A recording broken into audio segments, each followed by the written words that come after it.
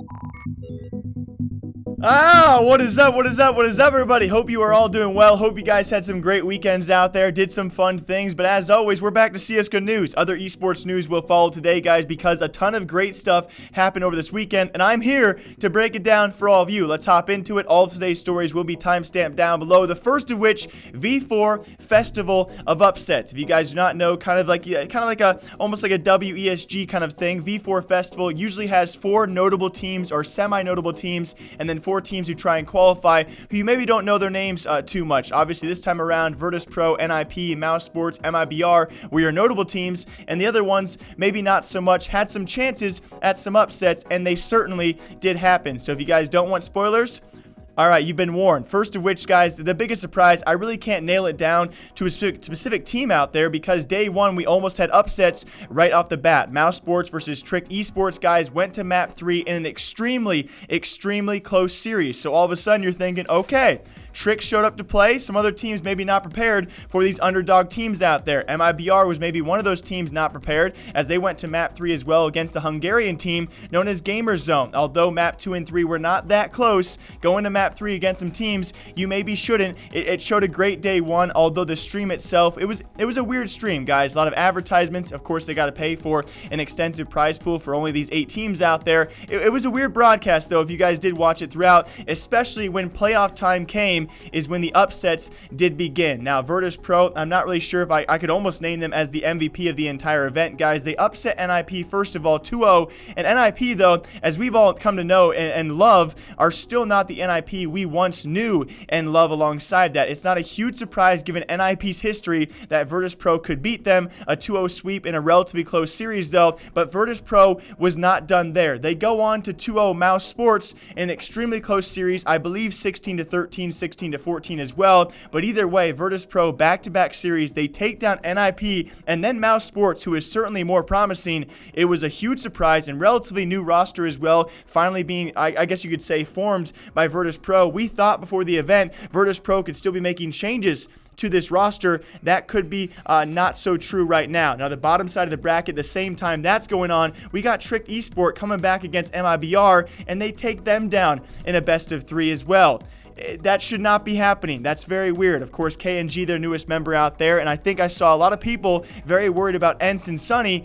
Maybe you should be worried about KNG and MiBR. Now, again, it's still very early. I still think they have a great CT side. KNG and Fallen, when they actually can both pick up ops, it's got to be the most annoying thing to ever play against. But either way, guys, Trick Esports taking down MiBR, Virtus.pro upsetting NIP alongside Mouz Sports to both make the grand final. This event was very interesting. I'm not sure people actually watched the entire thing through because we had some very weird matchups, including the final, Trick Esports versus Virtus.pro. And Trick Esports, guys, Bubsky pops off. He earns the MVP. They take their title as well in a comeback victory going to map 3 in the best of 3. It was a great series to watch. It really was. I think we saw some snaps of Snacks actually being back, you know, the Snacks we once knew. And alongside that, though, some great players out there. God Hunden is now back, but again, Bubsky did earn the MVP. He really popped off for the team itself. And Trick Esports proving some regions in CSGO are truly superior out there as they take your V4 Festival title with a slew of upsets. Beside of the top 4 notable teams out there, Virtus.pro was the top placing one. I could never have predicted that. Never, ever. Great event. I think it was really cool to see that on these kind of off-land events, some crazy things can happen. Also, super important for all you Navi fans out there, this will be a super short episode besides breaking down V4 Festival, but some side stories out there. We now have Navi roles being established, and it's official, guys. Boomich is now officially moved into the IGL role for Nada Svinsir. Very curious where he will go with now Blade as his coach, as we're going to all be asking the question, has he had enough prep time with its roster to actually in-game lead them? Alongside that, it will be Guardian to now take over the primary opping role, Simple to the secondary opping role, which, guys, he has now confirmed he actually wanted this. He says he's a lot more freedom if he actually can be on the rifle role, so we could see a Simple all the more unlocked, which I cannot wait to see on top of that. Now, very lastly, and very curiously, they also stated Simple would be the discipline guy. He'd be the culture, the kind of atmosphere guy, but also the discipline guy for the roster.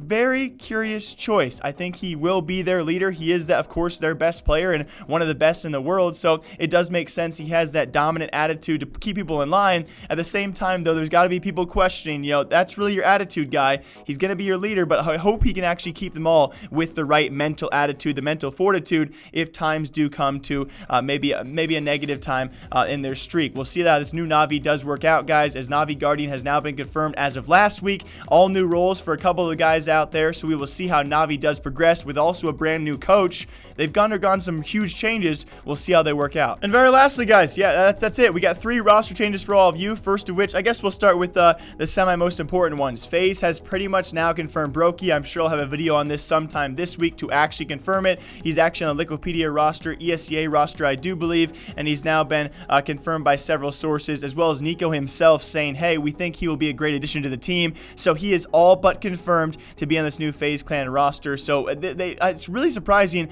Of all the top teams out there, they've waited this long to confirm it, so there must be some contractual stuff going underway, but it's very expected that FaZe Broky should be there for the first time at ESL 1 New York. Now, alongside that, as of rumored last week, thanks to Ryan at Rush B Media, it will be FREAKAZOiD to eUnited to rejoin his brother Cooper, which I still think is one of the biggest stories out there that's very underrated. I'm very excited to see where this roster will go with the brothers back in play. Although Mouz is probably a heavy hit to this team, losing him, according to Dust2, it was actually Mouz that benched himself, so we would presume for maybe other offers out there. So yes, after all the betrayal, after all the trial that Cooper put FREAKAZOiD through, FREAKAZOiD is now rejoining his brother at eUnited, the team who stole him away from Swole Patrol that Cooper was playing with before.